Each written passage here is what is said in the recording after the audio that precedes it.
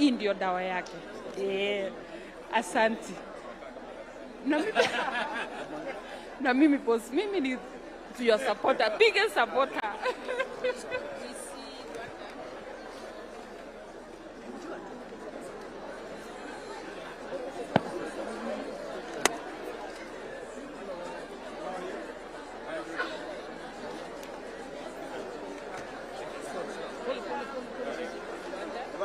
Nzuri. Nice. Kutoka Rwanda. Hii ni tapia kutia chini, ya kutembelea kwa chini. Ya kutayarisha musalo. Mnyumbani. Yanatengenezewa na mbuzi na tutatengeneza na mikono tu. Isipokuwa mashine. Haikuna mashine, ni mikono tu. Mikono.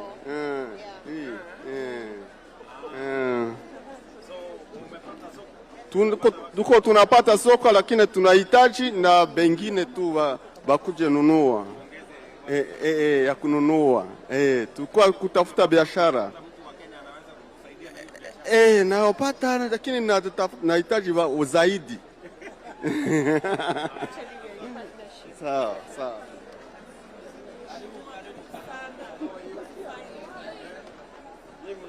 Tunatengeneza viatu kwa ngozi. Tunatengeneza viatu kutoka Rwanda. Ndiyo, ngozi pure. Ya ng'ombe kabisa.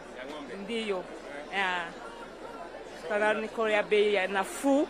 Tunatengeneza na mikono yetu. Na mguu ya Kitu mpya. Asante sana, jina naitwa Simugomwe Manueli. Kitu ya mpya tumeletea Afrika ya Muungano ya Afrika Mashariki. Ni sorry. Hii ni tairi ya gari. Tumeona magari anakuwa mengi, matairi anakuwa mengi. Akizeheka wakatupa. Lakini sisi hatutupe, tunaenda tukatengeneza sorry kama hii. Hii inatengeneza kutoka tairi. Ndiyo tairi ya gari. Hii haizeheki, unavaa ukachoka. Si unaona? Hii haiwezi pasuka. Unaona zile za kutoka Ulaya zinapasuka, lakini hii haipasuke. Na huku nyuma zinakuwa na matundu, lakini hii hana matundu. Unavaa ukachoka. Haiwezi kuisha huku nyuma. Haiwezi isha. Unaona zile zingine zinaisha mbio, lakini hii inaweza maliza miaka mingi. Haina matundu kabisa. Nimepewa kikombe na serikali yetu kwa juu ya kuweza kutengeneza hii. Asante sana. Asante.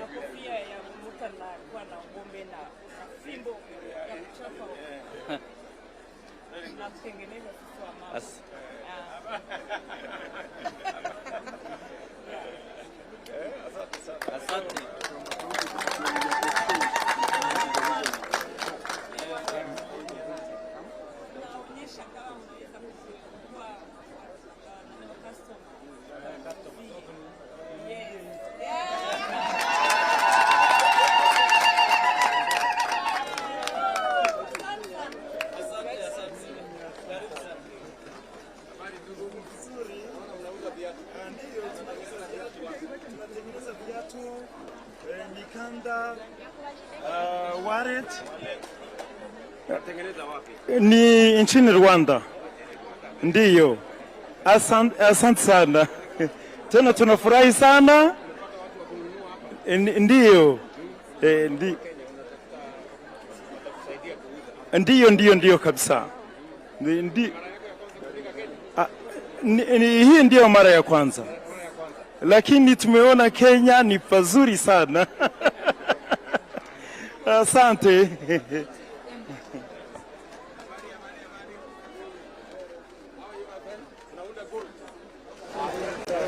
Ini brass. Unatengenezea wapi? Tunatengenezea Nairobi. Nairobi. Nairobi Luduli Street.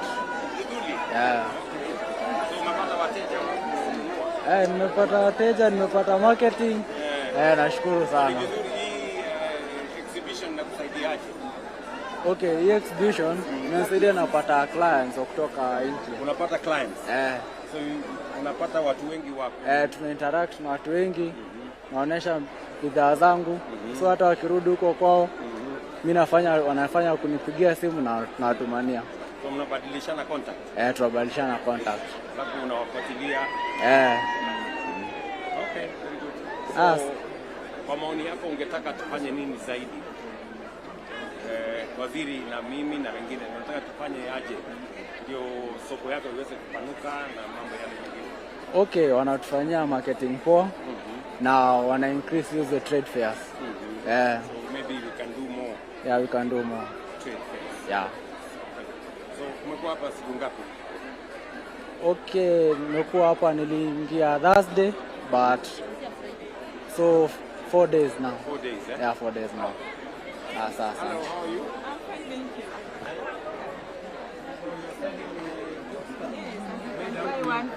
Made out of what?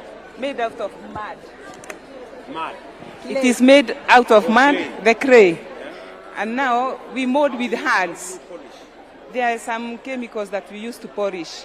So we do it very well and from the scratch, but there are some machines that we cannot afford to make the clay to mix well, because it is not one type of clay. Yes. It is mixed up of clays from different areas of our counties. So that is our challenge, number one. Have you discussed it with Waziri? Because you know, nah. we have Kenya industrial estates. Yes. Which can help you. They Yes. can give you a facility. Yes. You know, you can borrow some money and you can buy the machine. Yeah. You know? Maybe you need to have that conversation with Waziri and his team. I will try and I will look for him. From where? Which county? I'm from Roysambu, Oh, Nairobi County. Nairobi County. So we are not very far. This is made out of, no, these are beads. These are beads from China. Oh, you buy them? We buy, but we make. Okay. Yes. Yes. Very good. Can I have your hand? Yes, because it is not, it is rare to have your hand. So, hii exhibition inakusaidia namna gani? Inatusaidia one exposure. Tunajulikana tuko wapi. Like now tuko na Masai Market. Lakini hapa tunapokuja tumechanganyika so many countries. Na hizi countries kuna wengine wanakuja wanaangalia wanaona ni na wanachukua namba, wana make order mpaka our Kenyan bracelets, tunaandika jina, we write, tunamtumia. So kuna hiyo exposure sana na kujimarket. Sasa unaona umekuja umesikia uongee na sisi hapa kwa hapa. So we are very glad and we are very happy.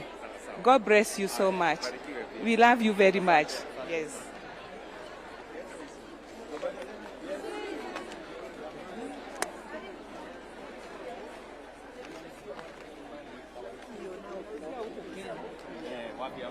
Masai Market.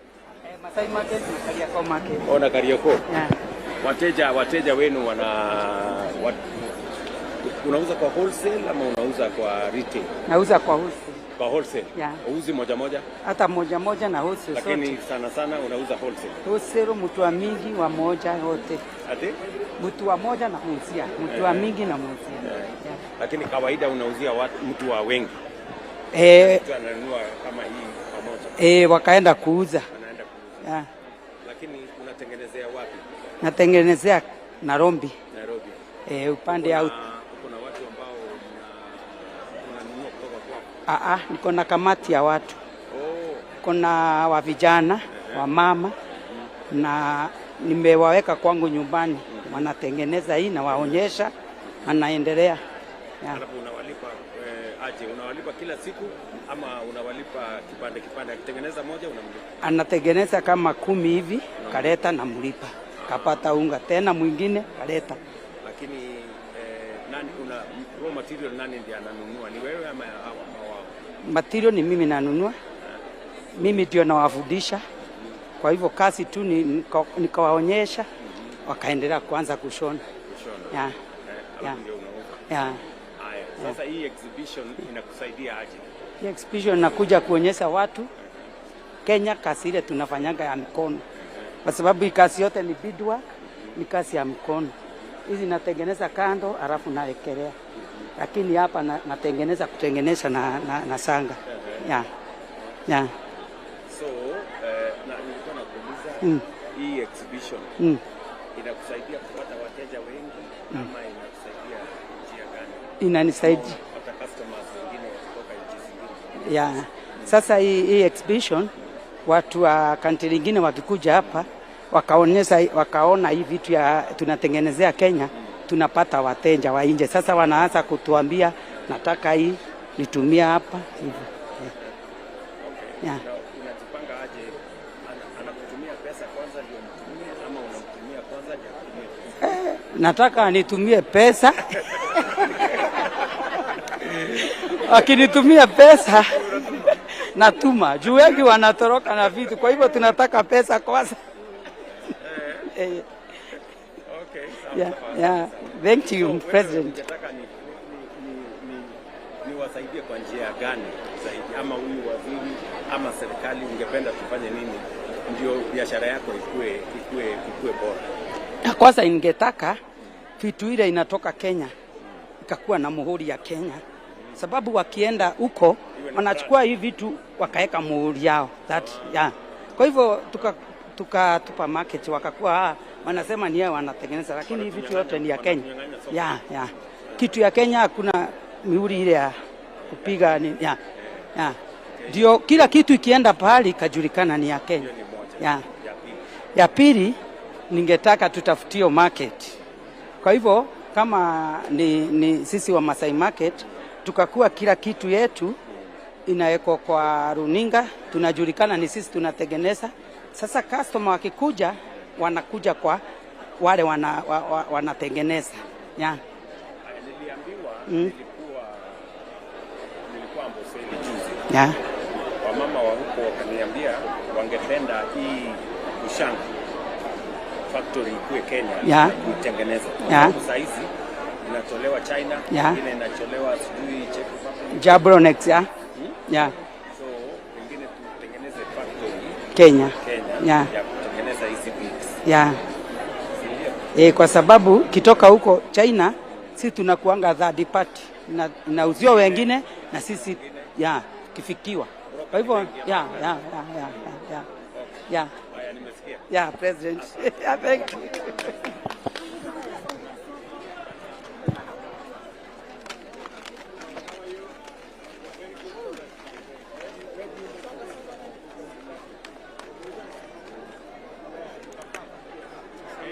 Have you found some people in Kenya who can work with you?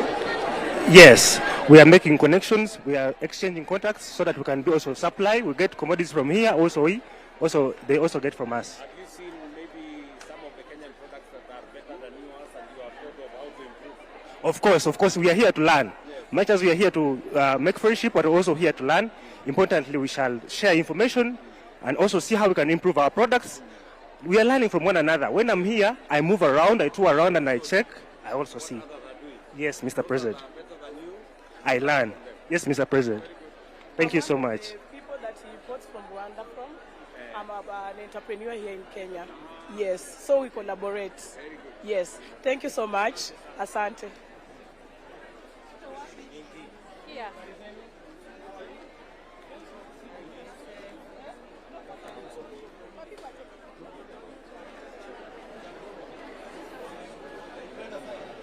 Mutembei.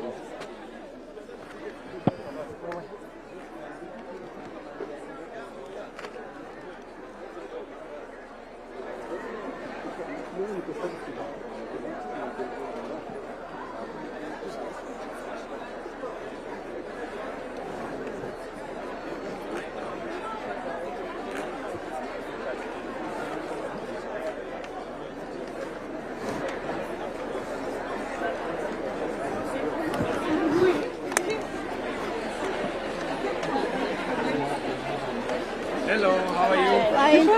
You're welcome. Yes. I'd like to tell you about cocoa. Yes. It's Ugandan's fourth raw material, as well as our commodity cocoa. So from cocoa we make chocolates of different types. This is for export, in case someone wants to export, with the right gunny bag. This is a gunny bag.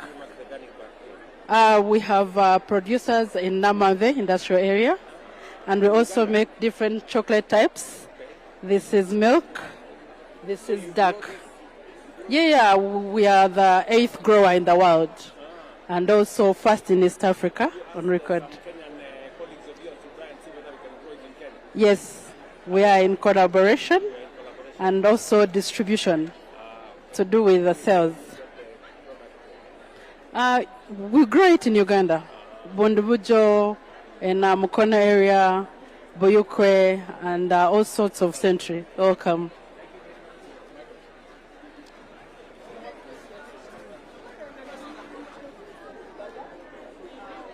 Of different expertise, international and national. We are dealing basically in livestock feeding. Yes, livestock. Those are the beanies you are holding. Those are vitelette beanies. We use the fodder and the leaves for animals, and then the beanies for human health as the tea leaf. And then you have a network of farmers. Those one in the fruit trees, like the guavas you see there. They are naturally grown with manures, and also we do coffee growing with our farmers from Uganda. So you are most welcome. You are most welcome. You are most welcome, Your Excellence. All protocol observed.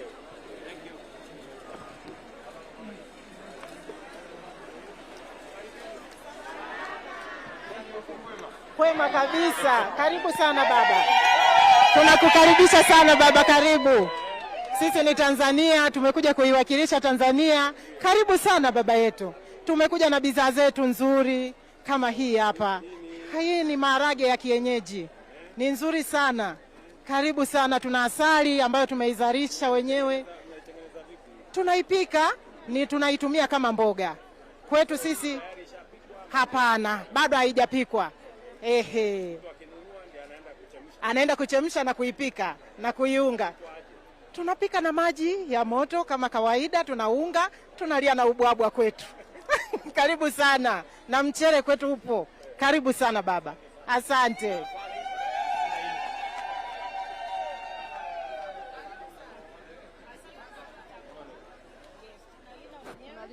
Na tunaitengeneza. Tuna kiwanda Linga. Yes. Hiyo ni kiwanda cha kwetu. Wenyewe tunatengeneza asali, tunavuna na kutengeneza na kupaki.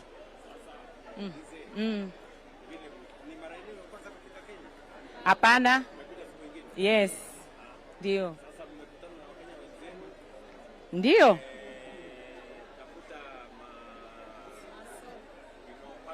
Yes. Kabisa. Yes, kutoka Kitui. Ndio. Kabisa, kabisa. Cha kwanza vile wanalina kuna utofauti kidogo na sisi. Lakini ni vitu vingi ambavyo tumejifunza kutoka kwao. Yes. Yes. Kwa sababu wao hawana asali ya nyuki wadogo. Asali ya nyuki wadogo ni chache kwa Kenya. Ndio, wasio uma. Sisi Tanzania kwenye forest zetu nyuki wadogo ni wengi kwa sababu mapori mengi hayajavamiwa. Kwa hiyo nyuki wadogo hawapendi vurugu. Kwa hiyo nyuki wadogo ni wengi na asali yake ni iko juu. Kwa hiyo inaweza kukupa faida wewe Mtanzania. Haijavurugwa sana na kulima wanyama, haijavamiwa na wakulima na wanyama. Iko vizuri. Umemaliza kulima. Asante. Kwa hiyo tunawakaribisha.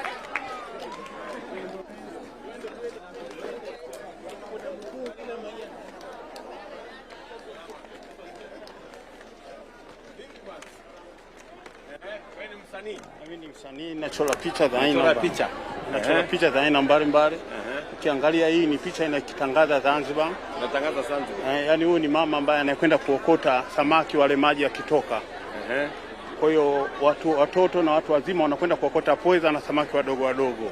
Pweza, samaki anaitwa pweza. Kule baharini wanapatikana. Na ukiangalia hii ni mazingira ya jioni. ni mto unaetiririsha maji mbalimbali yanakutana mpaka mwisho wa bahari. Na hii kiashiria mama Afrika ambaye akijipamba nguo za aina ya kilemba. Haya, asante sana. Karibu sana. Mwenye maiki yake. Mwenye maiki. Mwenye maiki.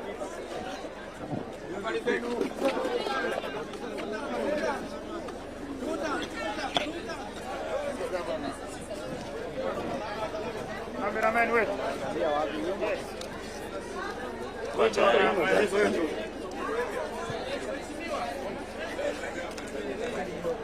Shika microphone. Mkaribisha.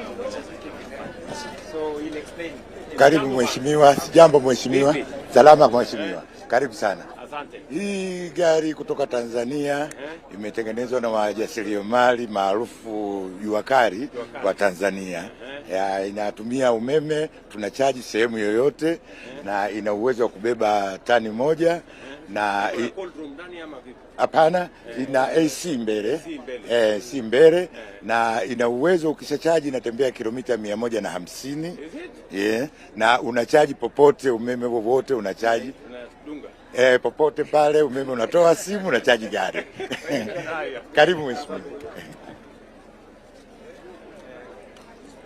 You're getting there as a region, as a sector. You'll get there.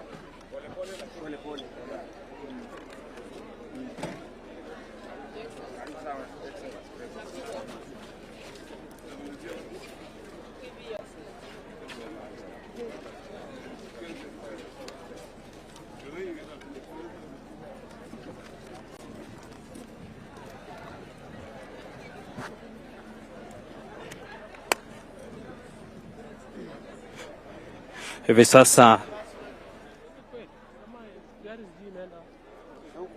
Hivi sasa Mheshimiwa Rais anaelekea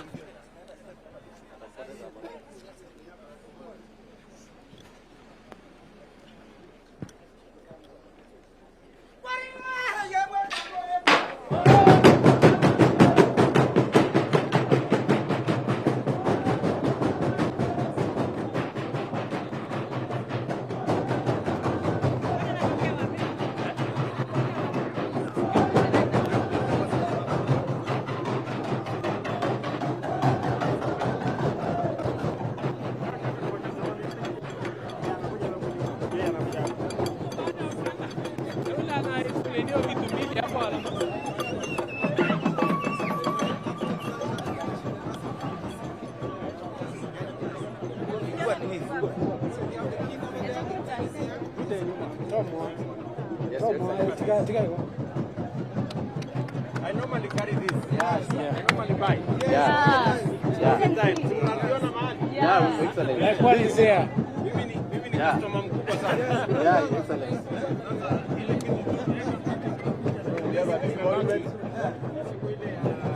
dividend. Excellent. Promise that you bring something to your house. You promised Eldoret. You promised us in Eldoret to bring these big monuments to State House, and they are there. Which one? This one, yeah. This is for the love of our mothers and for the culture of diversity. Yeah. Your Excellency, you have to promote us, know that we are selling. It's just to uplift us. Yeah, we unajenga wale wengine. Yeah, bottom up. Yes, Your Excellency.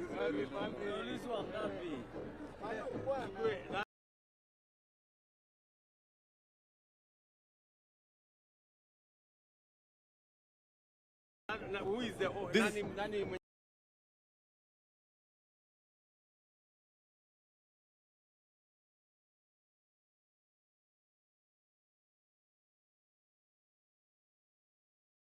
Yes. Shida moja tu iko. Yes. Biashara na kusaidia, lakini ikifika siku ya Hapana, Your Excellency tuko pamoja, Your Excellency. Your Excellency tuko pamoja. Haya, so hii na ile we have this is a king, this a queen, and that one is the king. We have nice sculptures, Your Excellency. Zenye ziko na story. Here is a double vision. You are leading with double vision. You know you must fly high and then overlook down. Overcome the stones. Yeah. Yes. And overcome the stones. Yeah, this is an eagle. Yes. Yeah. It's made out of stone, right? Yeah, yes. What is stone? Soft stone. So unataka ninunue hiyo? Na king. Na king. Yeah. Na king. Na king. Yeah. Na huyu? Huyu ni Valentine. This is Valentine. Valentine's Day. Yes. Mother and the father raising a family. Mother and the father raising a family. Where is the family? It's all about love. It's about, about love and unity. Yeah. That's the one that has a very interesting story. Mtu ya affordable housing ako hapo ndani. Yeah. Unafanya kazi mzuri sana. Sana. Retired officer Captain Titus Baraza. Yeah, I did this for you. You appreciate the work you are doing. Okay, Captain. Yeah. Haya we. Tutapanga na hii huyu mtu mlipe kitu nichukulie hii. Na hiyo nini iletwe State House na hiyo. Yes. Alafu mtatafuta wewe Simon, mtapanga ndio hao watu wakuja wanione hawa wenye hii. Yeah. Ndio ni wapange. Yeah, yes, Your Excellency. So and this one, Your Excellency. So unaona mimi ni promoter ya mambo yenu. Your Excellency, you started something in Kisii, Cancer Center. Unaona hii mimi na promote mambo yenu. Yes. Yeah. This one you started Cancer Center in Kisii. We really appreciate. Ni kweli mimi ni promoter yako ya. Kabisa. So this one is the king. Yeah. Look at that. It takes 1.5 years, Your Excellency, to make this. Macho yake ni kubwa sana. Na ni kama muhindi yako na ndevu. Anaona mbali. Lakini kingi walikuwa na Kitambo. Walikuwa na mustache. All this is fiber. It's all about the banana fibers. Oh. tunaweka moja. Yes. Yeah. So Uko na story yake uta. Yeah. Uko story. Yeah. Utaweka. Alafu Your Excellency, kuna vitu ulituambia tukaweka maktaba kuu. When we were from Eldoret, yeah? When we met in Eldoret, you told us to bring some big monuments, the kind of this shield, which is now 80 feet in maktaba kuu here in National Library. Iko hapa hili, yeah. Ulilete? Yeah. Okay. Tulishindwa kufikisha hapa. It's very big from down here up there. Okay. So we will wish if your team, if you give us Mwasera to go and confirm and then grant for us to see kindly. Okay. Yeah, Your Excellency. Huyu atapanga, huyu kijana mwenzenu huyu anaitwa Simon. Pangana na hawa vijana. Alafu walete hiyo maneno yao wanataka. Tunashukuru sana. Ndio. Tumeshukuru. Lakini nimekuwa promoter nimefikisha bana. I'm very proud of you guys. Tunashukuru sana. You're doing a good job. Thank you, Your Excellency.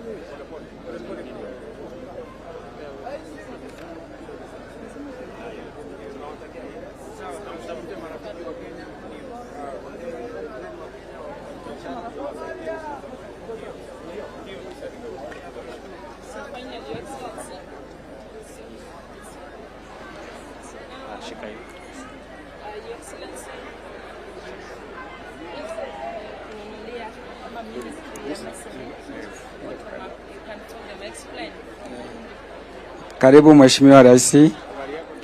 Salama kabisa. Ndio. Karibu kwenye bidhaa Burundi. Hivi ni viti vya heshima. Ni kitu cha heshima, na kama mnavyojua tembo ni mnyama wa amani. Ni mnyama ambao ni wa amani.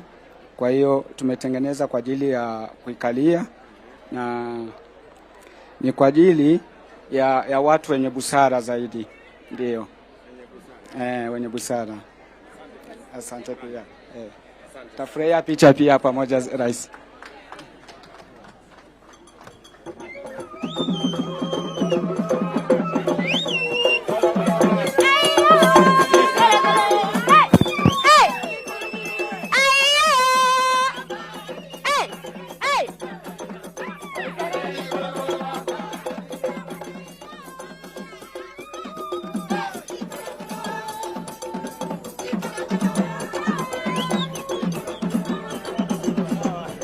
Iran. All right. His Excellency the President.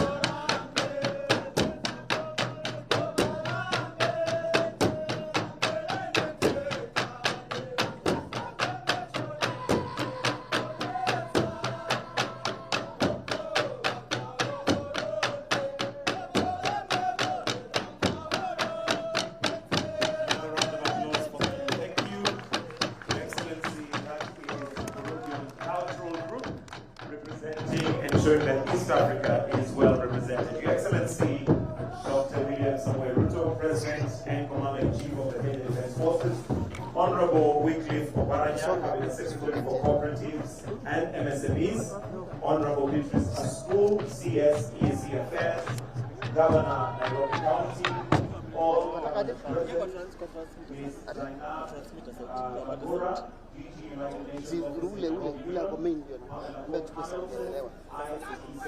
Country lingine wakikuja hapa big way, and some of them will be receiving awards here. And then yesterday was the Kenyan Day, which was also, we used the Kenyan Day also to host very high level discussion on how to unlock barriers that keep on stifling trade in East Africa. And my CS will be reading out the communique following some of the outcomes that emerged. Today, we are, in the morning we had the Democratic Republic of Congo, who had their day today. They also showcased their value chain. And then, of course, this afternoon was the EAC Day, which also now becomes the formal official opening ceremony for this. And we are happy that you created time to join us in celebrating this great value chain. Allow me just to acknowledge PSS who are here. PS for Trade, you just stand up and you acknowledge you, Regina Umbam. She facilitates trades, especially supporting Kenya to access markets all over the world. PS for EAC Affair, let's clap for her, Madam Caroline Karugu. Then I want also to acknowledge the leadership of MSEA, Chairman of MSEA, wherever you are, just stand up. James Mureu, the board of directors of MSEA, who put all this together, we want to acknowledge you. The leadership of SIMSO, East Africa, wherever, led by the chairman, where you are, let's clap for them. Thank you, and in the interest of time, Your Excellency, allow me now to call the Deputy Secretary General, who is standing in for the Secretary General for East Africa, Community Secretariat, Madam Veronica Nduva. So I want to call Annette Sembua, who is the Deputy Secretary General, to come in and officially constitute the Bureau. Madam Annette. Madam Annette.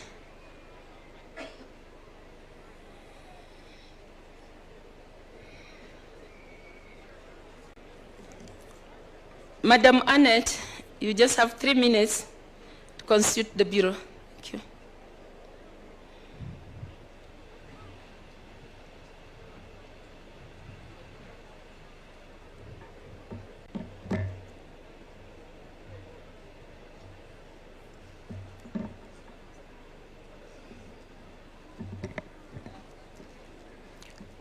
Your Excellency and our chief guest for this afternoon, Your Excellency and Chairperson of the Summit of Heads of State, on behalf of Honorable Secretary General Veronica Nduva, it is my honor and pleasure to welcome you to this 25th edition of the MSME Trade Fair. Your Excellency, before us is the chairperson of the Council of Ministers. She is here and has taken her seat. And I confirm, Your Excellency, that we have Somalia with us as well, so the Bureau is fully constituted. Your Excellency, this is the 25th edition of the MSME Trade Fair. Last year, we met in Juba, where we had about 2,000 exhibitors. The number of exhibitors has increased to over 3,000. On this note, allow me, Your Excellency, to thank you and to thank the Republic of Kenya for hosting this 25th MSME Fair and for all the hospitalities that have been extended to all the delegates that we have present. Your Excellency, the participation of MSMEs demonstrates stories of change. Through the participation, we have seen innovation. We have seen improvements in the products that are being put forward by MSMEs for display. But most of all, partnerships among the exhibitors. And as a result, we will be able to see increased jobs, increased economic transformation of our region in the EAC. From the EAC Secretariat, a number of interventions exist that have been put in place to fast-track regional integration. These, among others, include examination of the rules of origin, because we found that that is one of the main impediments that is causing non-tariff barriers. Allow me, Your Excellency, to report that the process of resolution of non-tariff barriers has reduced by 50%. While they still exist, but the mechanisms in place are supporting us to reduce non-tariff barriers. We have increased digital connectivity, and I wish to report that the governors of the central banks have now approved an EAC payment master plan, which master plan is going to facilitate cross-border movement of currencies across borders, facilitating the exchange and sale of goods among partner states as we await the rollout of a monetary union. Your Excellency, allow me on this note to thank the Republic of Kenya for all the facilitation that has been provided to the exhibitors through the various borders where they passed, including a delegation that just arrived yesterday and was very quickly facilitated. In less than 20 minutes, they were in and out of the border. The services have been exceptional, and I would like to commend the PSs of EAC Affairs, the PS of the MSME Ministry, for the excellent coordination of this event. Excellency, I thank you very much for your presence today, and we look forward to hearing from you. I thank you very much. Thank you. I now invite the Director General of the United Nations Office at Nairobi Union, Ms. Zainabu Bungura. And in your speech time, you'll make some time for the Executive Director of ITC. Thank you. Let's clap for her. She comes on the stage.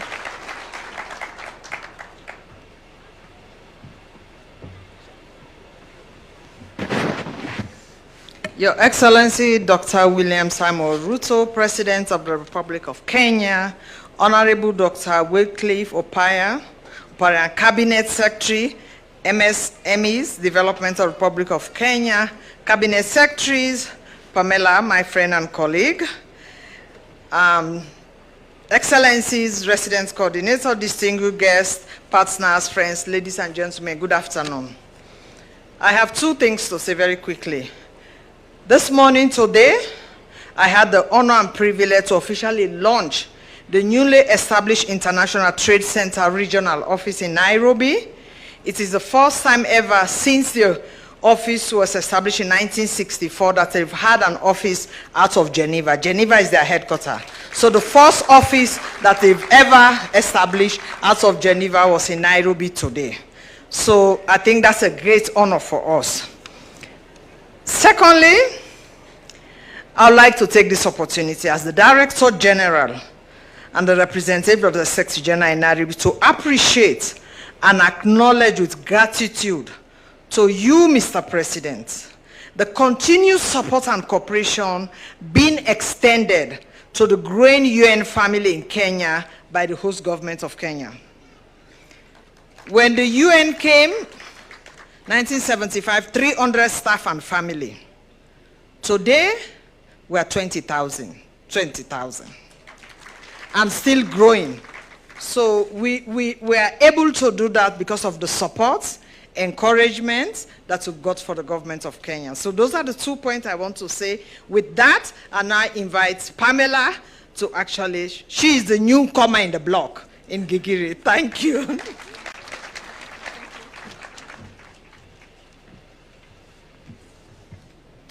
Thank you so much.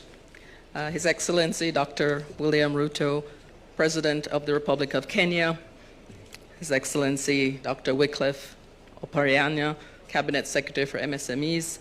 I think I'll skip the rest and say all protocols observed. That saves me one page. Thank you so much. Before I begin, I'd like to express our condolences on the loss of Kenya's former Prime Minister, Raila Odinga. He was also a hero for the Caribbean, and as you know, he was a lover of Jamaica, from where I come, and so Jamaica Farewell went down very well when you started singing it, President. You know, we automatically said, oh, this is awesome. But thank you so much. As I was reflecting on his passing, I couldn't help but think of the statement that he made last year, that Africa could but must not be caught again in proxy wars between foreign powers. And those words are all the more prescient now as tariff escalations and trade wars threaten to tear not just the fabric of our multilateral trading system, but the relationships and trusts that have been built over generations. It's why the work that the EAC does and has been doing in partner states to deepen economic integration among the members is so urgent and so vital to the fates of MSMEs across the region, but also to the success of the African continental free trade area overall. We're honored to witness some of the fruits of this labor at this EAC MSMEs trade fair, and we want to celebrate alongside you a significant milestone in ITC's own history, the opening of our first corporate office outside of headquarters to serve a world region right here in Nairobi at the UN Gigiri complex. I'm supposed to do the lululation now. It's one of the biggest milestones yet for the ITC as we work to develop even more meaningful relationships within the countries and regions where we work. As we say, we're putting boots on the ground, 10 toes down, as young people would say. When we were deciding to launch our first corporate office outside of headquarters, it quickly became clear that Kenya, where we already have an extensive footprint and deep relationships, was the right choice. And the UN office at Nairobi is a natural fit as both our UN partner and our host, with its 5 decades worth of impressive achievements under its belt and serving not only the United Nations Secretariat, but also headquarters both in the African continent and the global south. The opening of this new ITC office could not have happened without the invaluable support of the government of Kenya, and I warmly thank you, President Ruto, both for your presence today and for the government's close collaboration every step of the way. We look forward to developing even closer and deeper relationships with our friends here and at UNON, with our UN resident coordinator, with all our Kenyan colleagues, and the entire ecosystem of institutions that are present. And from what I've already seen this week, it's going to be a great and exciting road ahead. From the bottom of my heart, asante sana. And asante sana too. So as I prepare to invite the CS Wycliffe Oparanya to come and make his remarks, allow me to acknowledge the CEO of MSEA. Please, wherever you are, just stand up for the good job you're doing. CEO for KIE, stand up wherever you are. Let's clap for her. CEO for Uwezo Fund, CEO for Hustler Fund, and all the CEOs from the Ministry of Cooperative. You've really worked hard. Yeah, so before CS, I said as I prepare, let me to acknowledge and invite the governor of Nairobi to come and officially welcome us in Nairobi County. Ndio, najua tusipofanya hivyo kanjo watatumaliza kwa njia. Karibu. Thank you. I was waiting for you to skip me. And then we'll figure out how you'll make your way out of here. Your Excellency, President William Ruto, distinguished ladies and gentlemen, it is a true honor, great honor to host you here in Nairobi for this very important gathering that celebrates the spirit of enterprise, innovation, and the power of MSMEs in Kenya and across our region. I sincerely appreciate all our partners in the MSME community represented here today who have made this fair possible on the sidelines of the Silver Jubilee of the EAC Regional Integration Agreement. Your Excellency, trade fairs around the world have served as vital platforms showcasing innovation, connecting businesses, and fostering cross-border trade. Today, as economies, especially in the global south, renew our focus on inclusive and sustainable growth, such events are increasingly recognized for promoting enterprise development and strengthening MSMEs. The 25th EAC MSMEs Trade Fair, marking 25 years since the signing of the EAC Treaty, exemplifies this role, providing a key platform for showcasing MSME potential across the region and beyond. Here in Nairobi, Your Excellency, the story of MSMEs is the story of our economy. As Kenya's capital and largest city, I can say Nairobi is the home of MSMEs in the country and in the region. We contribute 27.5% of the national GDP, with most of the businesses being micro, small, or medium enterprises. I encourage all of you to take a walk down the CBD, the Central Business District, from Jamia Mall to the buildings on Moy Avenue. You will find small traders selling different wares. Your Excellency, we have seen a growth of shopping centers across the estates, and these are home to small and medium-sized enterprises. Many of these, Your Excellency, are owned by young people. We know that youth unemployment is high, well over 100,000 young graduates joining the job market each year. So we must really ensure that enterprise becomes a real pathway to prosperity. Not all of these young people can get jobs in the formal economy, and so there is need to actually provide a platform and an environment where MSMEs can thrive. That is why, Your Excellency, my administration is committed to building a Nairobi where businesses can start, grow, and thrive. This includes ease of doing business. Through our unified business permit, Your Excellency, you remember we promised to do that. We have done that. Today, the UBP consolidates multiple licenses into a single document to simplify operations for business owners. And for us, it has enhanced our revenue collection. Currently, Your Excellency, we have 190,925 registered businesses under that unified business permit. And of these, 95,000 are either SMEs or MSMEs. Your Excellency, before, traders would have to have multiple licenses, 5, 6 licenses. being moved from one office to another. Go get your fire certificate, go get your hygiene in another building. Today, from the comfort of your mobile phone, wherever you are, you can actually register your business, describe the enterprise you're in, and print your own unified business permit in any part of the city or of the world. Your Excellency, further to encourage growth in this sector, we committed together, you and I, 20 new markets, and I can confirm we're on course to deliver this promise, with more than half currently underway. As a county, we have 6 that are close to completion: Mutwini, Kahawa West, Jujo, while Karen Market, Dandora East, and Mira markets are ongoing. We actually have one just for Mira in Isili. But Your Excellency, I've been seeing you going around the country. I thought 10 are many.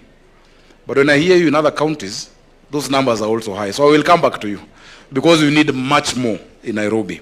I want to thank you because you're building Quarry Road Market in Gikomba, which is 95% complete. It's expected to be completed before the end of this year. Mathare North, Maji Mazuri, South B, Riruta markets. In the pipeline, we also have Jogoo Road Market, Kangemi Market, and Toi Market. Please let's applaud our president for doing that. Your Excellency, these markets will provide additional trading space for MSEs and bring product and services closer to Nairobi estate residents. Your Excellency, finally, we will also be rolling out our Biashara Stimulus Program as a county. It is at the heart of offering affordable financing, skills development, digitization, market access, and enterprise formalization to these traders. We will be rolling it out with 2 strategic partners with whom we have already signed contracts. The program will subsidize the cost of credit to these MSMEs. The targeted beneficiaries will be existing businesses and MSMEs across all the 85 wards of Nairobi. An MSME must have been in business for at least 2 years to qualify for that particular product. All beneficiaries will undergo a 3-day training on business and entrepreneurial skills, and we will keep training them as they move along. Your Excellency, let me emphasize the role that these businesses that you've seen, you have walked around the stands. In fact, you have taken more time than we imagined, because you have a real interest in the business that they're doing. They play a huge role in this city's economic growth and the continuous need to create a conducive environment for them to thrive. They generate employment, they fuel innovation, they strengthen value chains, and they drive both domestic and cross-border trade. Their success is Kenya's success, and their growth strengthens the entire East African region. And I really want to tell all our brothers and sisters from across East Africa, karibuni Kenya, karibuni Nairobi. I hope you feel at home. Though in essence, Your Excellency, many of them call this place home already. There you will find them trading in the city, in all parts of the city. We have a huge population from our neighboring countries, and they're welcome. Your Excellency, the days of the kanjo that the PS has described are over. Those days ended. It's been 3 years without running battles that used to happen in our city, where traders would even be injured, and they would fight back. We have changed that history, and today we have a very good relationship. It, of course, can improve every day, but we have a better relationship than has been there before. I invite all our partners, EAC, the Africa Continental Free Trade Area, UNON, ITC, the private sector, and development organizations to work with us to build a stronger MSME ecosystem.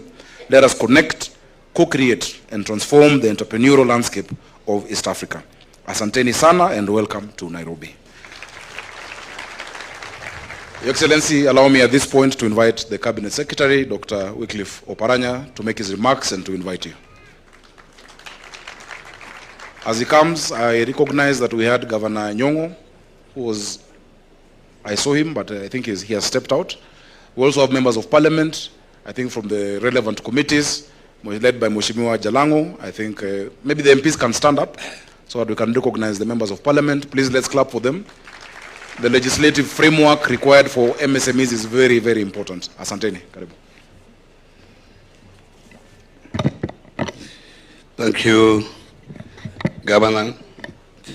Your Excellency, President of the Republic of Kenya and Commander-in-Chief of the Defense Forces, all protocols observed, ladies and gentlemen, I think this is the 3rd day we are here for this particular function. The first day we had Somali Day. Yesterday we had the Kenyan Day. And today we are having the East African Community Day, which is also our official opening day. Your Excellency, we have had support from ICA. ITC, sorry. We have had a big support of ICT.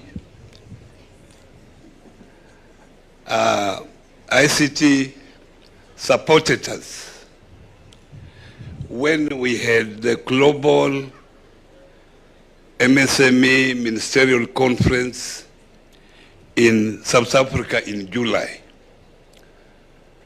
And that particular function, Your Excellency, was very well attended, and it was one of the first functions that ministers all over the world met to discuss about MSMEs. And out of that meeting, 3 issues were agreed on to be scaled up at various countries level and various regions. And that's why as Kenya, we decided that this be scaled up at this level, at the regional level.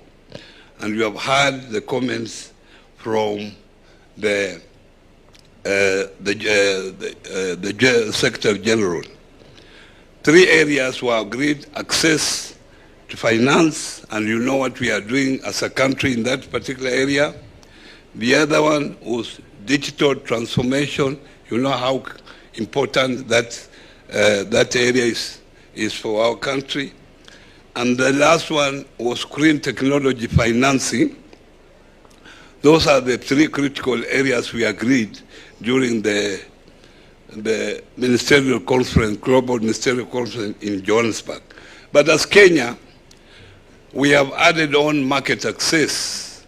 That is very crucial for our people. And you remember when you were out there, most of those traders were talking about market access. They are using this opportunity of the protocol that was signed in 1999 to create network, create a market for themselves. I'm grateful that you have spared time to come and attend this particular meeting. During our meeting yesterday, and we had as many people attending, we agreed on quite a number of issues that I will use this opportunity to read it out. And as the chair of the East African Community Summit, this particular document will be scaled up to that level so that as the summit, you also adopt it for implementation in various countries. So, Your Excellency, ladies and gentlemen, I will read a communique of the East African Community MSME Ministerial Roundtable. And I read, we, the representatives of the East Africa Community, EAC governments, and private sector stakeholders, convened for the East African Community MSME Ministerial Roundtable in Nairobi on November 10th, 2025, to advance the commitments made under the Global SME Ministerial Call to Action held in Johannesburg in July 2025. This roundtable marks a significant regional milestone in our collective efforts to support the international competitiveness of micro, small, and medium enterprises, recognizing their central role in transforming trade and improving livelihood in line with the Sustainable Development Goals. We reaffirm the importance of MSME as engine of innovation, employment, and inclusive growth, and acknowledge their contribution to environmental sustainability and social cohesion across the East African region. The roundtable provided a platform to access regional awareness on the insights provided by the global MSME ministerial white papers, which concentrated on best practices, challenges, and opportunities in the area of access to finance, digital transformation, and green transition. The discussions included the need for tailored regulatory reforms and capacity building initiatives that reflect the unique structural vulnerabilities of East African community economies, especially those affecting women and youth-led enterprises. Delegates highlighted best practices and actionable solutions to improve MSMEs' access to affordable financing, including through partnerships with financial institutions and the development of inclusive financial literacy program. The meeting emphasized the importance of accelerating digital transformation by expanding access to reliable digital infrastructure, promoting digital skills development, and fostering innovation-friendly regulatory environments. The roundtable highlighted the urgency of supporting MSME in their green transition, including through targeted green finance mechanism, technical assistance, and collaboration with business support organizations. The ministerial meeting welcomed the continued engagement with the International Trade Center, ITC. I was calling it ITA, ITC, bringing countries together to collaborate in supporting MSMEs' competitiveness and facilitating knowledge exchange across borders.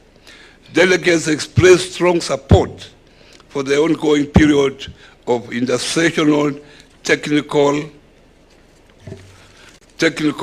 meetings and regional dialogue to maintain momentum and prepare for the next global MSME ministerial meeting in the year 2027. The delegates appealed to various governments to fast-track regulations and discussions on non-tariff barriers for purposes of cross-border trade and use of AFC FTA as a tool for market aggregation. The meeting seeks to translate the outcome of the East African Community MSME Ministerial Roundtable into concrete actions with measurable impact, and to working closely with ITC and other partners to build resilient, inclusive, and sustainable MSME ecosystem across the East African community region. May this communique be presented at the upcoming East African Community Leaders Summit in November 24th to 29th in Kenya, to be included into the chairperson's statement in order to reaffirm the East African commitment to the ongoing work in the development of MSME. The Nairobi Declaration is signed on Tuesday, 11th November 2025. We, East African governments and International Trade Center, ITC, met on the margins of the East African Community MSME Trade Fair to begin the process of implementation of the call to action of the Global MSME Ministerial Conference. And for your information, Your Excellency, this was signed by me on the behalf of Kenya government, and it was also signed by the Secretary General of the East African Community and signed by the Executive Director of International Trade Center, ITC. And I thank you very much for your attention. Now, Your Excellency, I take this opportunity now to invite you to come and address this gathering here, and I know they are eager to listen to you. And thank you very much for honoring our invitation. Asante.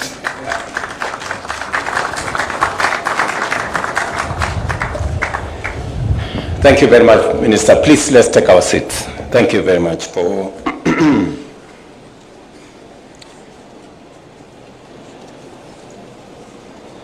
distinguished ladies and gentlemen, friends and visitors from across the East African community and beyond. I join the Governor of Nairobi in welcoming all of you to Kenya and, of course, to the city of Nairobi. Just a bit of geography. I think the governor forgot. Just behind us here, about a kilometer or so, is the Nairobi National Park. And the Nairobi National Park is home to wildlife, including lions, elephants, and many others.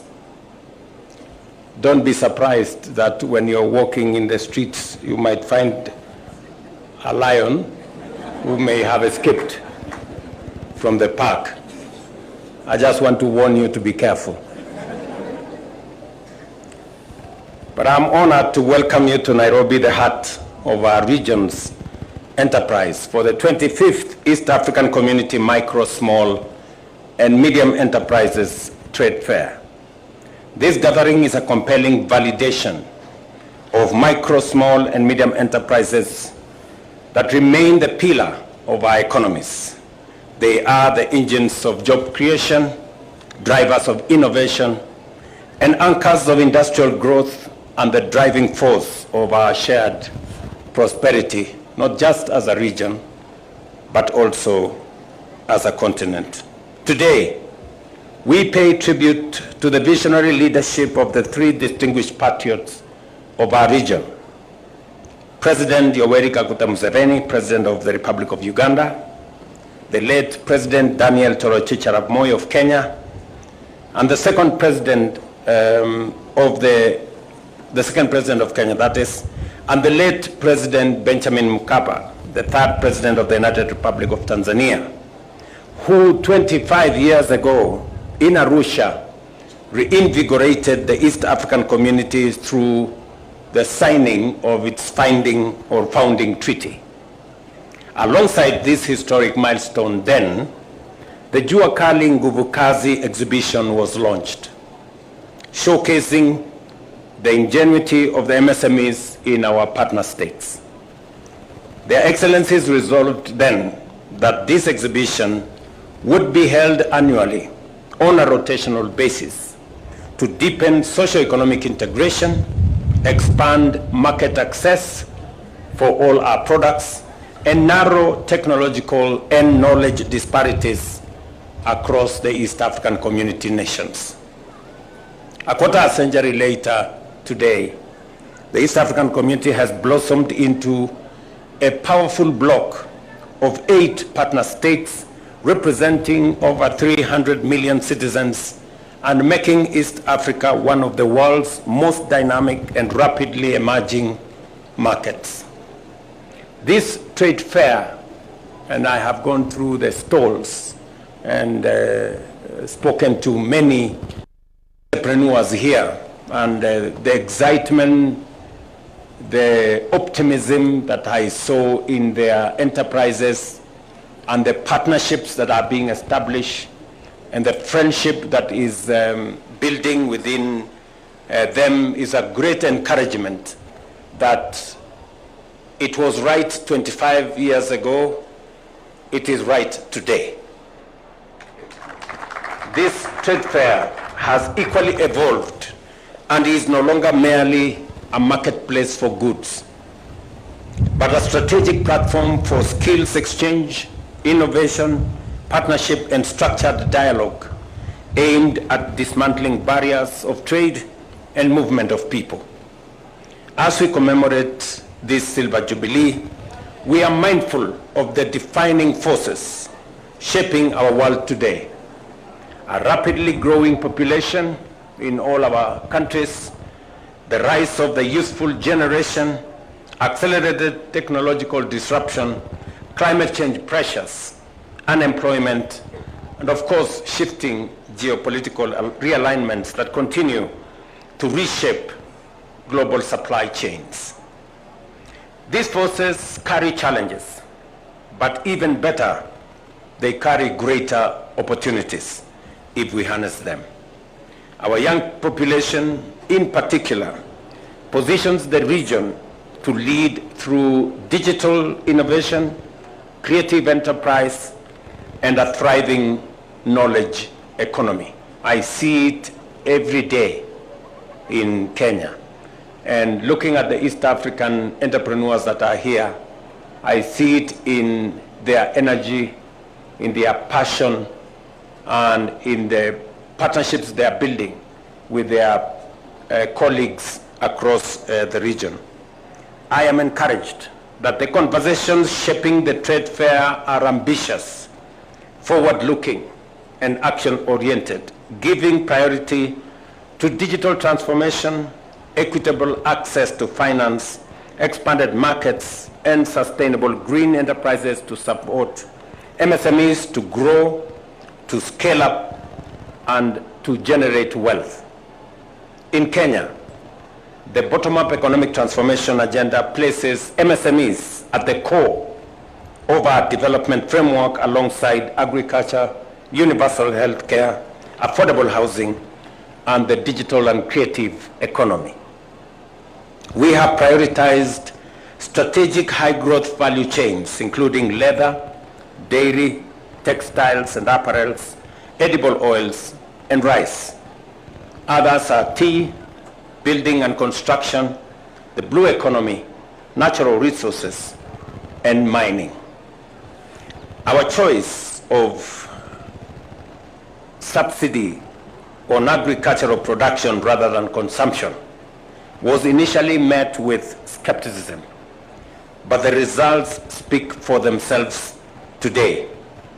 Our national yields of tea, of coffee, of sugarcane, of maize, of rice, of wheat have all increased and in some cases doubled. Those who doubted this 2 years ago today confirm that it was the right strategy to subsidize production and not consumption. To expand financial inclusion, we launched the Financial Inclusion Fund, popularly known as the Hustler Fund, which has so far disbursed 80 billion Kenya shillings to many Kenyans since November 2022. The fund has provided dignified credit to those previously excluded from formal lending. And let me say this about the Hustler Fund. The primary approach that we had on micro and small enterprises. In 2022, we had 7 million Kenyans, 3 million of them being micro enterprises who were blacklisted in our credit reference bureaus. And they could not undertake any business, they could not open an account, they were completely locked out of the economic space. We took the decision that we are going to change how credit is accessed in Kenya. We also took the firm position and negotiated with credit reference bureaus, and we redeemed 7 million Kenyans who were blacklisted and gave them a second chance. Today, I am very confident and happy that the 7 million Kenyans have since transformed. Today we have 2 million Kenyans who borrow religiously from the Hustler Fund. Today we have close to 800,000 entrepreneurs, small businesses, that today borrow money on our bridge finance as part of the Hustler Fund. And they are doing this without the benefit of any collateral. The biggest problem we had in Kenya was that for you to access credit, 5,000, 10,000, 20,000, 100,000, 150,000, you either had to have a logbook of some motorcycle or car, or you have some title to some piece of land, or you have a pay slip. Today, an ordinary citizen without a pay slip, without a title deed, without a logbook, can access up to 150,000 shillings on the Hustler Fund, the only collateral being their credit record, that they are decent people and they can pay. It has expanded the collateral space. Today, the collateral space includes your credit rating, which comes as a result of you being able to pay your debts. Through digital lending, borrowers are building credit histories that have crystallized into credit scores, improving visibility to lenders, reducing risk perceptions, and expanding financial opportunity to many. I am very proud, and I think once the story of the Hustler Fund will be written, there will be so many people who will have a story to tell that had been locked out of the credit space, and they couldn't access any money or any credit. Today, people who are paying up to 100% for credit, today they are paying 8%. I remember when we discussed and we said we are going to peg this on 8%, one very rich person, I don't want to mention their names, told me this will be unsustainable. It will not work. I am looking for him now so that I can tell him it is working. Because this is now 3 years down the road, and we are making strides in the right direction. Not only are credit ratings of people have been restored, not only are people borrowing on a daily basis, but the credit limits are also increasing. And we are making more and more Kenyans access credit. We are now advancing efforts to securitize this credit score, recognizing it as collateral to unlock financing for millions, especially young people and women who lack traditional assets such as property or formal pay slips, as I have said. To strengthen market access, Kenya is establishing county aggregation and industrial parks in all the 47 counties to support agro-processing, consolidate local value chains, and expand commercial reach for our micro, small, and medium enterprises.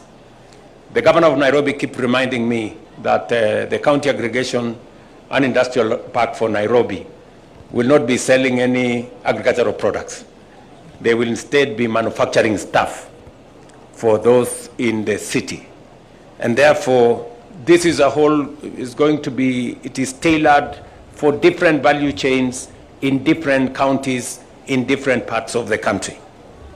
The ultimate goal is that we need to assist small enterprises who may not have money to rent their own space, to use spaces that we have already built, and to also share some of the equipment that they use. We will have common user facilities where you don't have to own a certain machine. Maybe it is expensive, but we will have machines available and they will be shared, and everybody can have access to these facilities and use it to improve their businesses.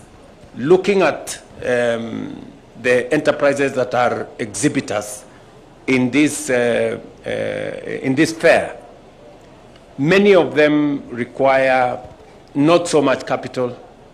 They just need to enhance the finesse of what they are producing. We just need to support them the last mile. That last mile is what common user facilities can do. I say so because I have seen it in Karioko.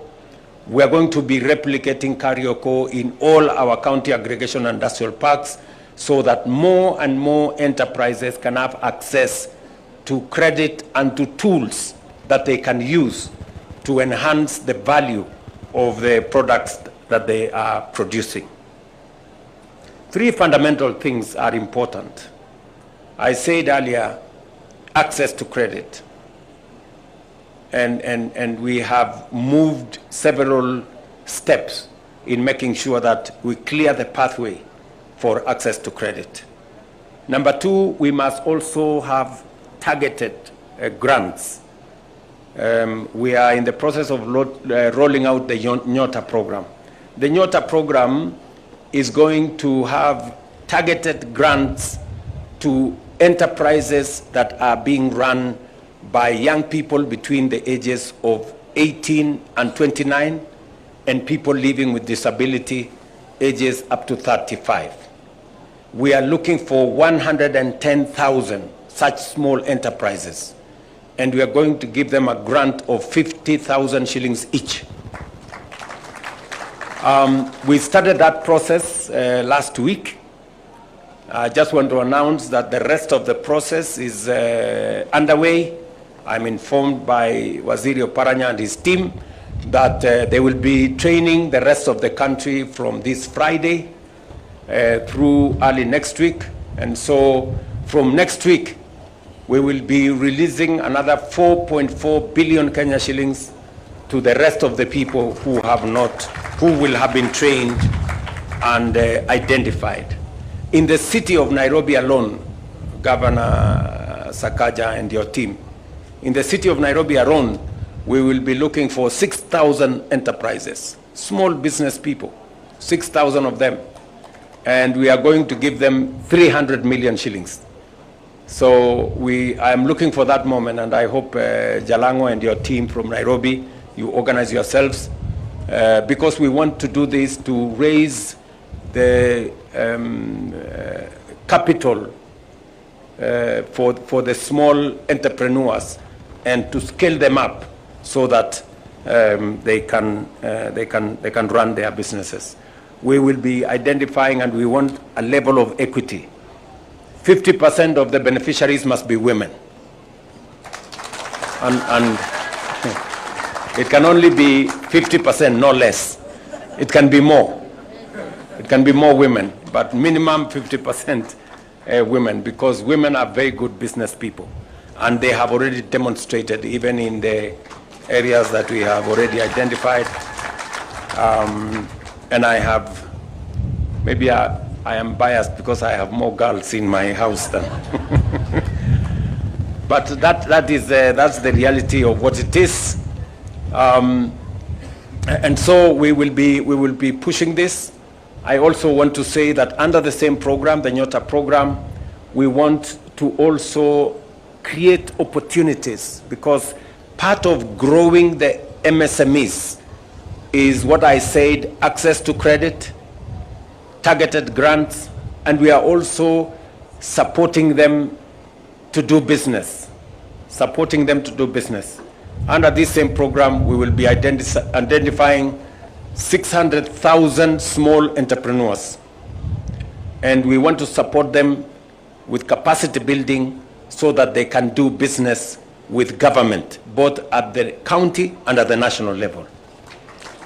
We have government procurement that has been ring-fenced for young people, for women, for people living with disability, all the way in the region of 220 billion. That is the amount of business that is available to this category. But they are not accessing because we haven't built the capacity for them to understand how to do it, to know how to work with the government bureaucracy and system. And we are going under this program, going to work with them so that we can bring them into the space. And I am very confident that these are people who can actually appropriate that space and do that business. Why do I say so? We did a targeted procurement for our housing program, and the Jua Kali sector came through. The Jua Kali sector, we have now given them contracts of close to 15 billion Kenya shillings. You know, the people making doors, the people making windows, the people making hinges, and these are people on Gong Road. These are people in Kiamaiko. These are very small enterprises. And I mean, there was almost a disconnect. You know, if you talk about 15 billion and Jua Kali in the same sentence, it doesn't look correct. Because 15 billion is supposed to be mega enterprises. But those are the possibilities when we are targeted about the people we are looking for. And I must confess that the Jua Kali sector have proven that they can do what big enterprises can do. Maybe they can do it even better. And therefore, I am very confident that as we build the capacities of our small entrepreneurs, either by making sure they have access to credit or making sure that they have access to grants, or we facilitate them with capacity for them to participate in procurement, government procurement and government enterprises, we will certainly be doing our bottom-up program, because that's what it is. So again, I will be looking forward to working with all the stakeholders in that space. We want to disburse that 4.4 billion shillings in the next 10 days.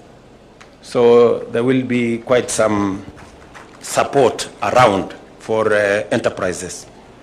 We have also commissioned, as you know, new special economic zones in Busia, in Eldoret, in Nakuru, in Naivasha, in Thika, of course in Sagana, and in Dongokundu.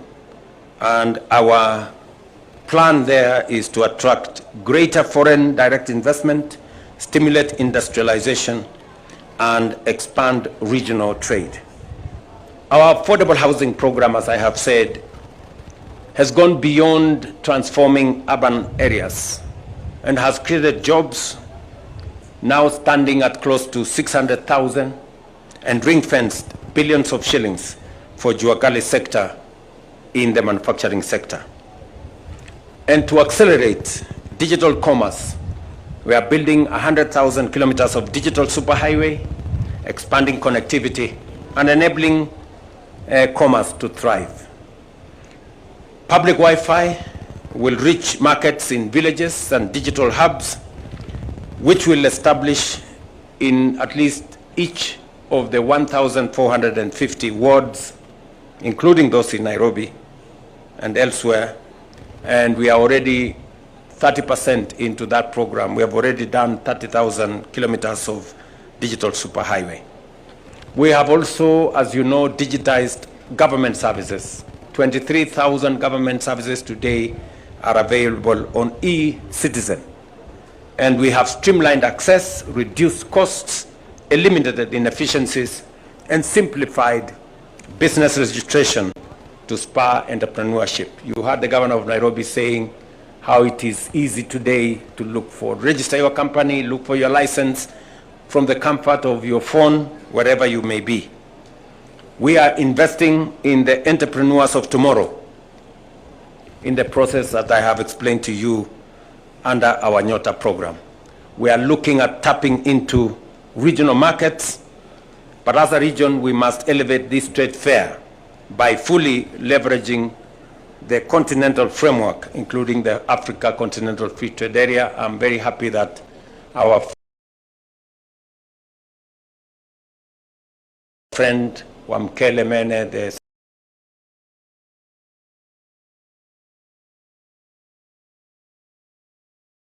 Secretary General of ACFTA, was here.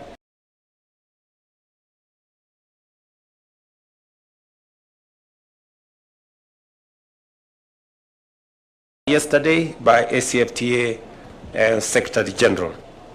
Today, in conclusion, ladies and gentlemen, we also celebrate the establishment of the International Trade Center Regional Hub here in Nairobi. We express our very, very sincere gratitude to the Executive Director, Pamela Cook-Hamilton, and the larger UN nation system for this gesture. This milestone is not Kenya's alone.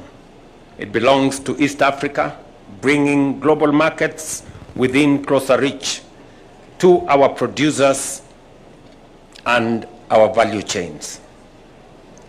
As I conclude, I wish to reaffirm the commitment of the East African heads of state to resolve persistent non-tariff barriers that continue to constrain border trade, and this trade fair offers an invaluable opportunity to elevate these realities ahead of the upcoming East African Community Summit. I want to commend all the exhibitors who have come to Kenya, all the Kenyans who are participating in this trade fair, and all the friends who have come to support us and work with us and work with our micro, small, and medium enterprises, all the agencies that are part of the small and medium enterprise system. You have our commitment, you have our support. We have a whole of government interest in making sure that we elevate this sector, because it is a sector that drives our economy. It is a sector that creates jobs. It's the sector that drives our product creation. And you have our support in every way. Thank you very much, and thank you again for your kind attention. If we can give a round of applause, please. The name of the company is Roma Company Limited. Roma Company Limited, that deals with Bella Wines. Bella Wines. A round of applause, please. You may proceed to the other side and stand on the side. We'll take a photo later, so right to the end. The next one is Elizabeth Ngina Musia from Kenya, Shalom Pride Collection, an exporter of textile.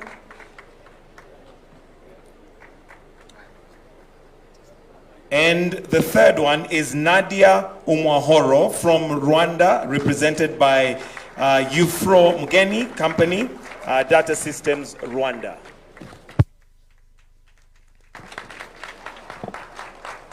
The next one is Dative Uwimwana from Burundi, from Ikaze Ventures Limited, the provider of tourism packaging and tour services.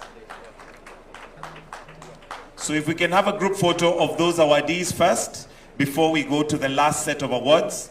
If the awardees can come for a group photo before we proceed to the other awards.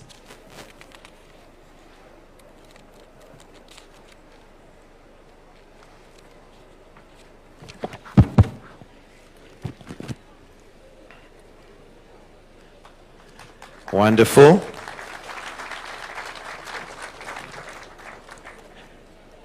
You may take your seats. The awardees may take their seats. The next awards that we're going to have done is East Africa Awards. And the company of the year is Thomas & Company Limited. Thomas & Company Limited, and the person to collect it is Namubetsi Sylvia from Uganda. A round of applause for Sylvia on behalf of Thomas & Company Limited. Product of the year, Your Excellency, is Health Classic, and Daniel Okaka from Kenya is going to collect it. Please stand on the side for a photo later. Then the last award today is Service of the Year, Eagles Air Limited, and it's collected by Sarah Kansime from Uganda, all the way from Uganda. If the awardees can then come for a group photo.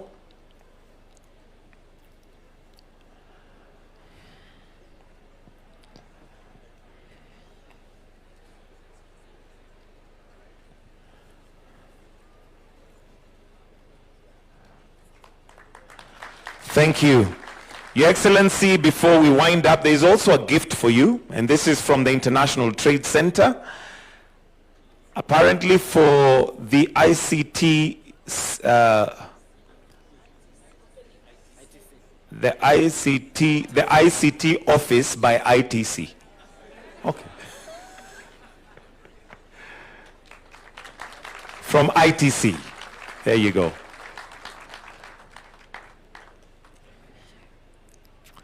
Thank you, Excellency. I request that we all then proceed to our seats, except His Excellency for the anthem. His Excellency will be left on stage, while the rest of us, please, let's be upstanding as we wind up with the national anthem, followed by the East African anthem, this being an EAC event. The national anthem.